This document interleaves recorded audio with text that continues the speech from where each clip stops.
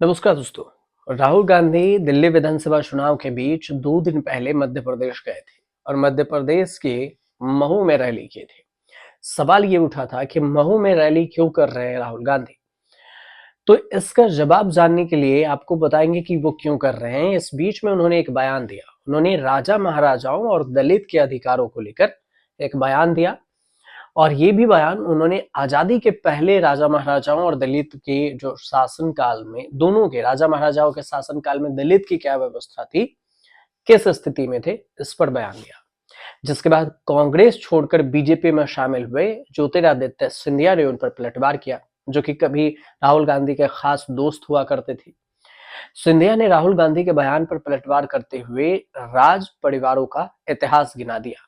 जबकि एक बयान और दिया गया तेलंगाना के सीएम रेवंत रेड्डी, उन्होंने प्रधानमंत्री मोदी पर टिप्पणी कर दी।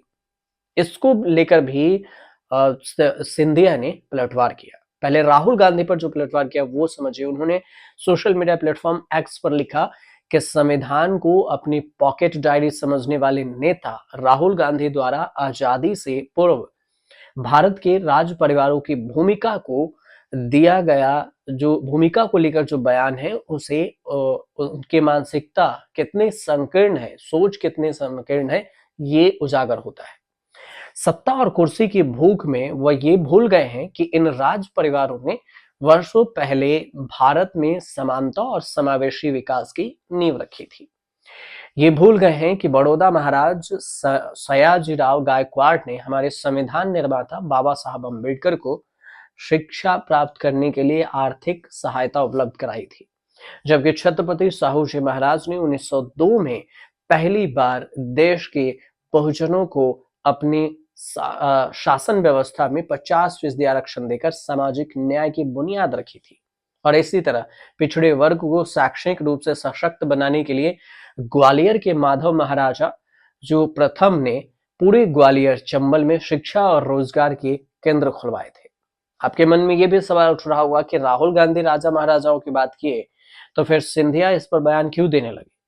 क्योंकि राहुल गांधी ने जो पहले बयान दिया है उस बयान को पलटवार करते हुए सिंधिया ने एक चीज और लिखी। उन्होंने लिखा कि वह तानाशाही विचारधारा को जन्म देने वाली कांग्रेस थी, जिन्होंने दलितों और वंचितों पिछड़े वर्गों के अधिकारों पर कुंठाघात करने का काम किया। राहुल गांधी पहले इतिहास पढ़ें और फिर बयानबाजी करें। ज्योतिरादित्य सिंधिया इस पूरे बयान में इसलिए कूदे क्योंकि ज्योतिरादित्य सिंधिया ग्वालियर के जो प्रसिद्ध सिंधिया राज परिवार है उससे आते हैं, जो कि मराठा राज परिवार से ये ताल्लुक रखते हैं। और जब कांग्रेस में सिंधिया थे तो राहुल गांधी और कांग्रेस के खास माने जाते थे। दोनों की अच्छी खासी दोस्ती भी थी।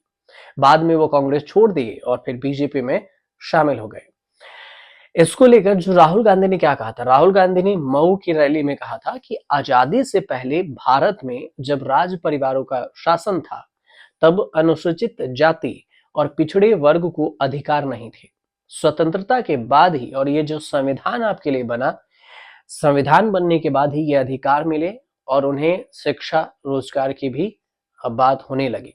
जिससे पहले जो राजा महाराजाओं की जो शासन था उसमें ऐसी कोई भी व्यवस्था नहीं थी।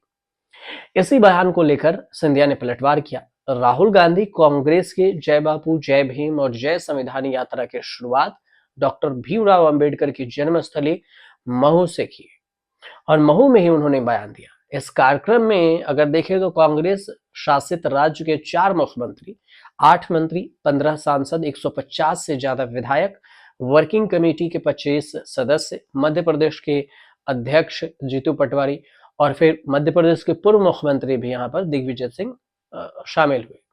महू से राहुल गांधी ने बीजेपी पर एक एक करके कई सारे हमले बोला। उसमें उन्होंने जो लोकसभा चुनाव से पहले संविधान का जिक्र करते थे वो संविधान को खत्म करने वाला मुद्दा भी उठाया और कहा कि संविधान खत्म हुआ तो फिर कुछ नहीं बचेगा।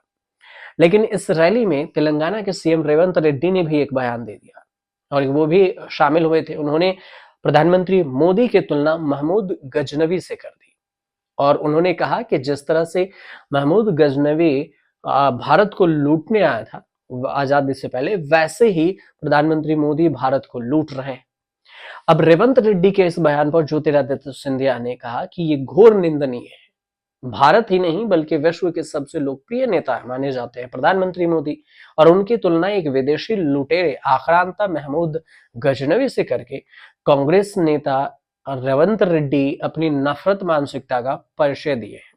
आपको ये भी बता दें कि मऊ में कांग्रेस की रैली के बाद बीजेपी के कई सारे नेता कांग्रेस नेताओं की तरफ से जो बयान दिया गया उस पर पलटवार कर रहे हैं। इसमें पवन खेड़ा भी है। पवन खेड़ा ने बीजेपी पर पलटवार किया और उन्होंने कहा कि जो ये सिंधिया इतिहास पढ़ा रहे हैं, अगर इस इतिहास के पन्नों को पलट कर देखा जाए तो बदनामी की उंगली उन्हीं पर उठती है।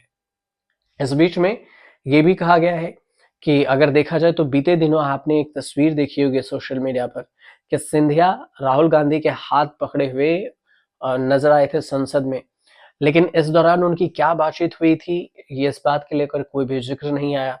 और इससे पहले अगर देखें तो मार्च 2020 में कांग्रेस छोड़ने के बाद राहुल गांधी 4 साल बाद सिंधिया से तब मिले थे। 2020 में सिंधिया ने कांग्रेस छोड़ दी थी और फिर वो बीजेपी में शामिल हो गए थे। तो पूरी कहानी ये थी जिसको लेकर अभी खूब चर्चा हो रही है कि उन्होंने जो बयान दिया राहुल गांधी ने और फिर रेवंत रेड्डी ने, इन दोनों के बयानों को लेकर काफी चर्चा है।